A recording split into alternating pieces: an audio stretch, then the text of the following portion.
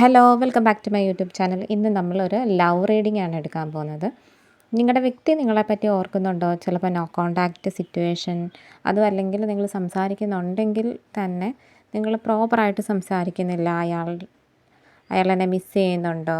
നിങ്ങൾക്കിടയിൽ ഇപ്പോൾ എന്താണ് നടക്കുന്നത്? അയാളുടെ ഉള്ളിൽ നിങ്ങൾക്കുള്ള സ്ഥാനം, അപ്പോൾ അതിനെയൊക്കെ പറ്റിയിട്ടുള്ളൊരു റീഡിംഗ് ആണ്. അപ്പോൾ വീഡിയോ കാണുന്നതിന് മുന്നേ ആയിട്ട് നിങ്ങളുടെ വ്യക്തിയുടെ പേര് നിങ്ങൾ 3 തവണ നിങ്ങളുടെ മനസ്സിൽ പറയാൻ വേണ്ടിയിട്ടും, അതുപോലെ തന്നെ നിങ്ങളുടെ വ്യക്തിയുടെ മുഖം ഒന്ന് ആലോചിക്കാം. നിങ്ങളും അയാളും തമ്മിലുള്ള നല്ലതായിട്ടുള്ള മെമ്മറീസ് ഒക്കെ കൊണ്ടുവരാൻ വേണ്ടിയിട്ട് ശ്രമിക്കുക. അതിനുശേഷം ഈ വീഡിയോ കാണാം. അപ്പോൾ കാർഡിൽ നിന്ന് മനസ്സിലാവുന്നതെന്ന് വെച്ചാൽ, നിങ്ങളുടെ വ്യക്തിയുടെ മനസ്സിൽ നിങ്ങളുണ്ടോ എന്ന് ചോദിച്ചാൽ നിങ്ങളുണ്ട്, തീർച്ചയായിട്ടും ഉണ്ടാവുന്നുണ്ട്. പക്ഷേ എന്നാൽ പോലും എനിക്ക് കാണാൻ സാധിക്കുന്നത് കൂടുതൽ പേരും ഒരു ഡിസ്റ്റൻസിൽ നിൽക്കുന്നതായിട്ടാണ്. നിങ്ങൾ ചെറിയതായിട്ട് നിങ്ങളുടേതായിട്ടുള്ള രീതിയിൽ ഒരു സെൽഫ് ഗ്രോത്തിലോട്ട് വന്നിട്ടുള്ള ഒരു സിറ്റുവേഷനായിട്ട് എനിക്ക് കാണാൻ സാധിക്കുന്നുണ്ട്.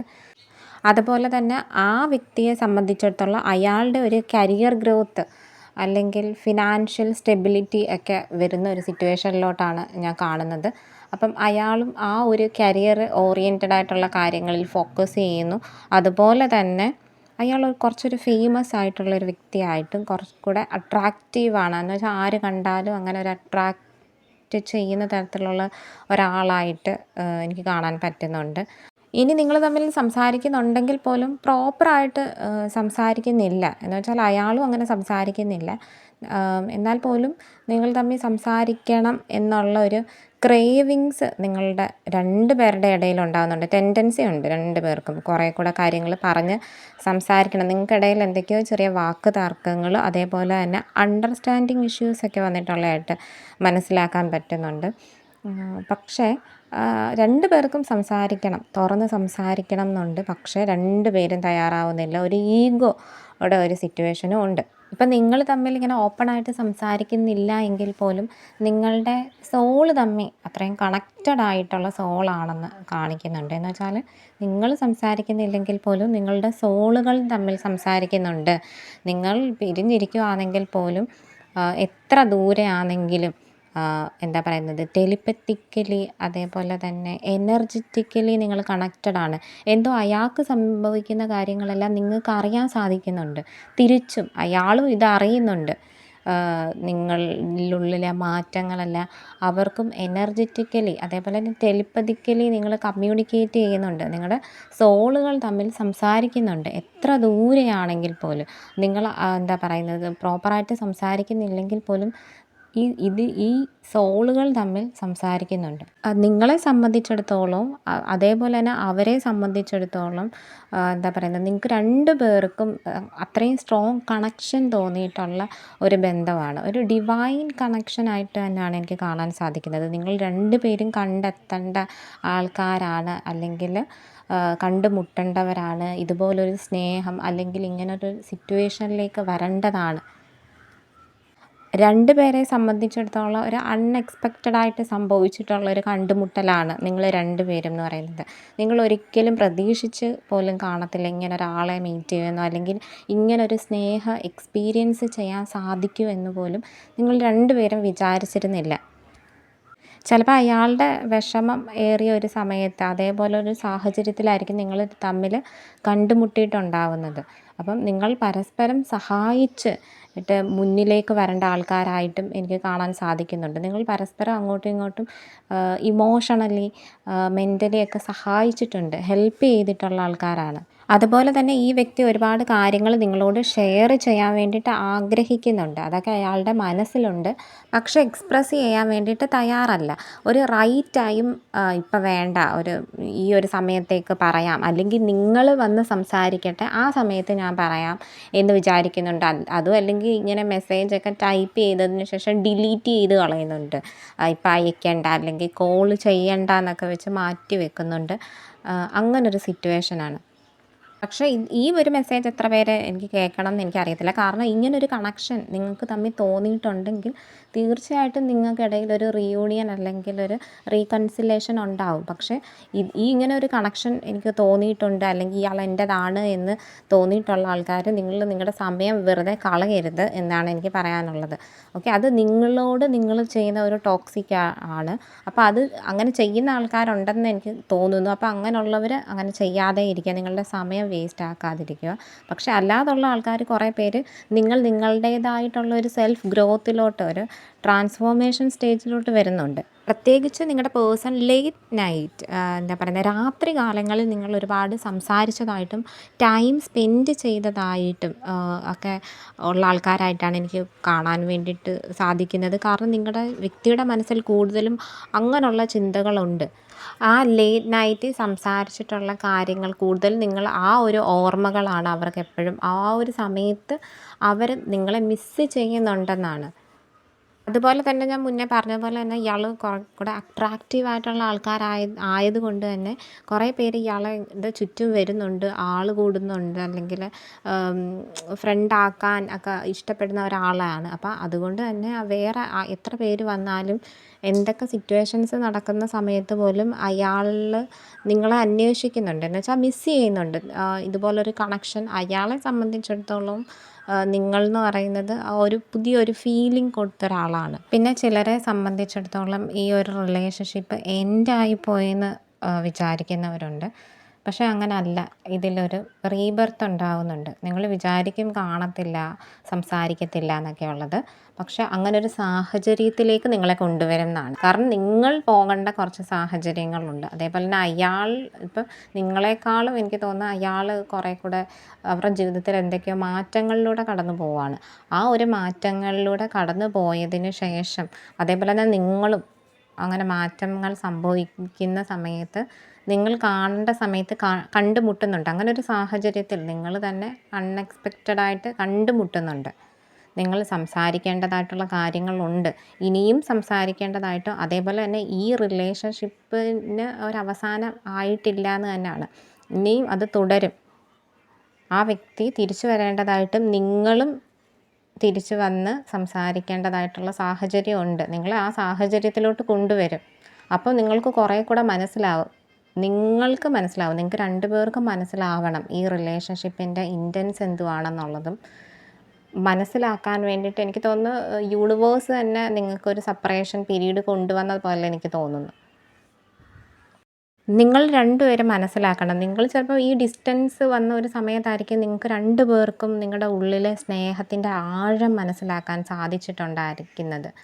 റീപ്ലേസ് ചെയ്യാൻ പറ്റാത്തതാണ് എന്നുള്ളൊരു ഒരു ഫീലിങ്സ് നിങ്ങൾക്ക് അത്രയും, എന്താ പറയുന്നത്, ദൂരത്തിലാണെങ്കിൽ പോലും നിങ്ങൾ ഭയങ്കര ഒരു വീർപ്പുമുട്ടലും ഉണ്ട് നിങ്ങൾക്കിടയിൽ, രണ്ടു പേർക്കും ഉണ്ട് ആ ഒരു വീർപ്പുമുട്ടൽ.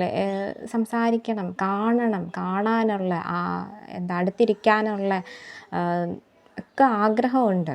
ഇത്രയൊക്കെ ആഗ്രഹം ഉണ്ടെങ്കിൽ പോലും അയാൾ ഹൈഡ് ചെയ്ത് വെക്കുവാണ്. ഇപ്പം തൽക്കാലം ഞാൻ തയ്യാറല്ല, അല്ലെങ്കിൽ അവർ ഒരു ഇനിഷ്യേറ്റ് എടുക്കട്ടെ എന്നുള്ള രീതിയിൽ പോസ്റ്റ്പോൺ ചെയ്യുവാണ്. ഒരു ഈഗോ ഉണ്ട്, ഇപ്പം വേണ്ട എന്നുള്ള രീതിയിൽ ഈഗോ അവർ കാണിക്കുന്നുണ്ട്.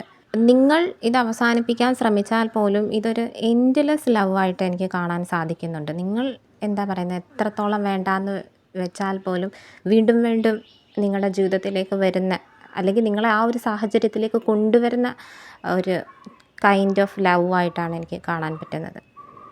നിങ്ങൾക്കിടയിലേക്കൊരു ട്രാവലിംഗ് വരുന്ന പോലെ, എന്ന് വെച്ചാൽ നിങ്ങൾക്കിടയിലൊരു ദൂരം, ചിലർക്ക് അത് നിങ്ങളെ കാണാൻ വരുന്ന പോലോ മീറ്റ് ചെയ്യാൻ വരുന്ന പോലെ ഒക്കെ ഉള്ളൊരു സിറ്റുവേഷനും എനിക്ക് കാണാൻ പറ്റുന്നുണ്ട്.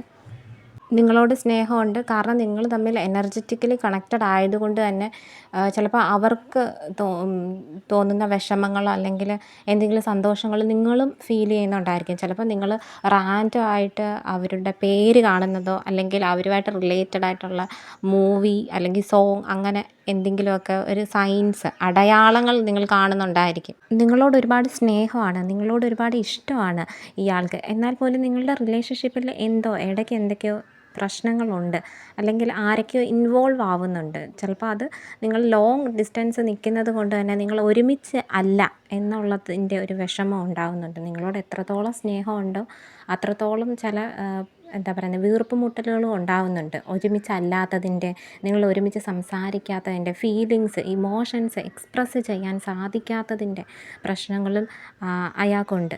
ചിലപ്പോൾ ഈ റിലേഷൻഷിപ്പ് അവർ തന്നെ ഇങ്ങനെ ഒന്ന് പോസ്റ്റ്പോൺ ചെയ്ത് വെച്ചേക്കുന്നതായിരിക്കാം. അവർ തന്നെ ആയിരിക്കും ഇതൊരു എൻഡ് പോലെ ഒരു സിറ്റുവേഷനിലോട്ട് കൊണ്ടുവന്നിട്ടുള്ള ആൾ. പക്ഷേ അവർക്ക് പോലും ഇപ്പം എന്താ പറയുന്നത്, അവരുടെ ഫീലിങ്സ് ഹൈഡ് ചെയ്ത് വെക്കാൻ പറ്റാത്ത പോലെ. കാരണം അവർ വിചാരിക്കുന്നത് അവരുടെ ലൈഫ് കുറേ കൂടെ കളർഫുള്ളാക്കിയത് നിങ്ങളാണ്. അപ്പം അതുകൊണ്ട് തന്നെ അവർക്ക് ഒരുപാട് മിസ്സിങ് ആയിട്ട് തോന്നുന്നുണ്ട് പല കാര്യങ്ങളിലും. നിങ്ങളുടെ റിലേഷൻഷിപ്പിൽ എന്തൊക്കെയോ നിങ്ങൾ തമ്മിലുള്ള ചില പ്രോമിസൊക്കെ ബ്രേക്കായിട്ട് പോയിട്ടുള്ള സിറ്റുവേഷനിലൂടെയൊക്കെ നിങ്ങൾ കടന്നു പോയിട്ടുണ്ട്.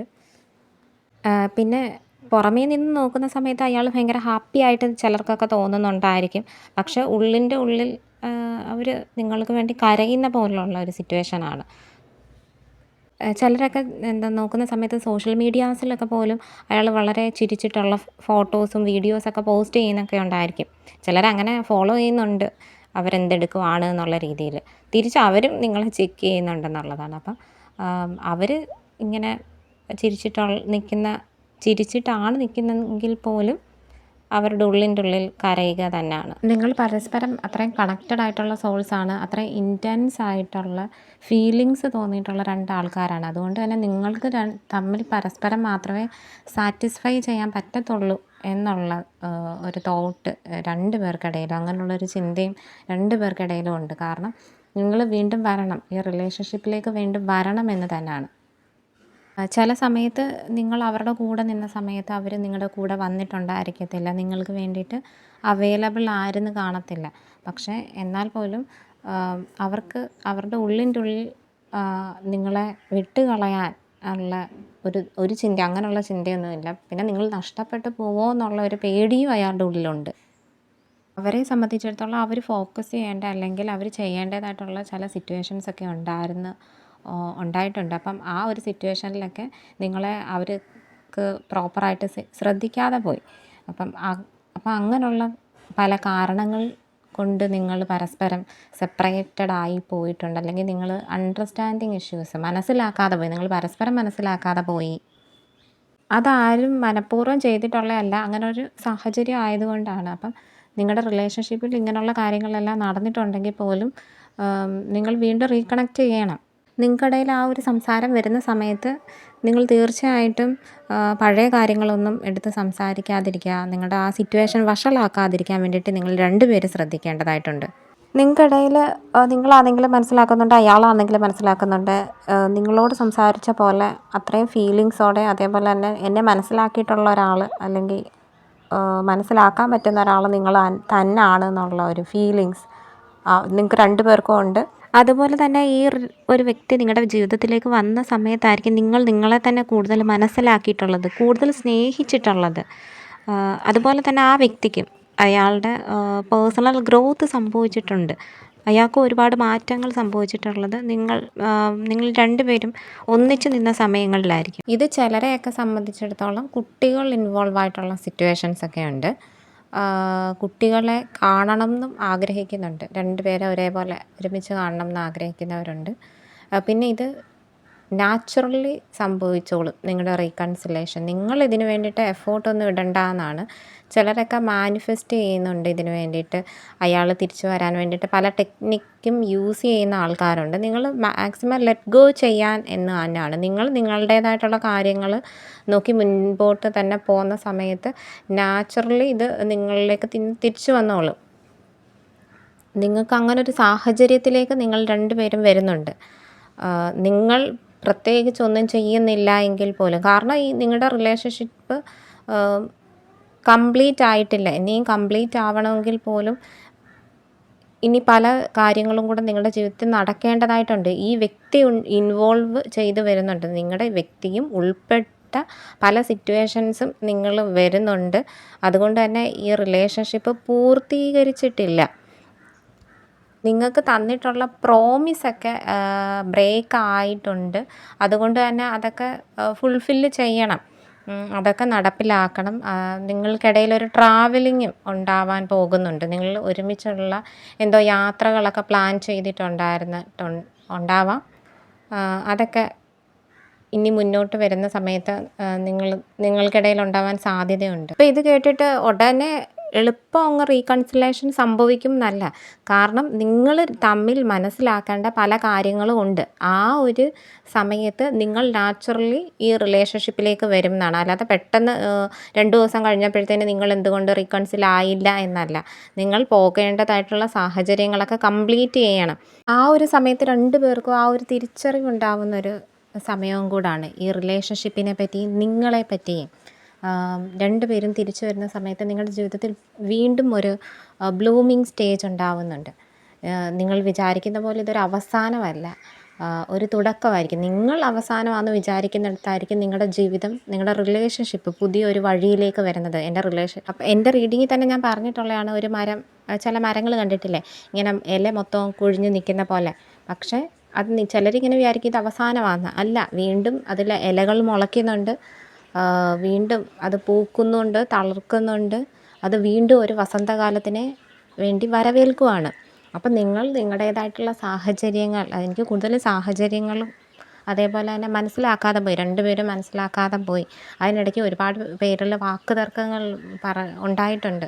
അപ്പോൾ അതൊക്കെ ഉണ്ടായിട്ടുണ്ടെങ്കിൽ പോലും അയാളുടെ മനസ്സിൽ കൂടുതലും നിങ്ങളുമായിട്ടുള്ള നല്ല ഓർമ്മകളാണ് എപ്പോഴും ഉണ്ടാവുന്നത്.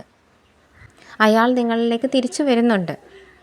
ആ ഒരു വരവ് എന്ന് പറയുന്ന സമയത്ത് നിങ്ങൾ തമ്മിൽ ഒരുമിച്ച് ജീവിക്കണം, ഒരു ഫാമിലി ക്രിയേറ്റ് ചെയ്യണം എന്ന് തന്നെയാണ്.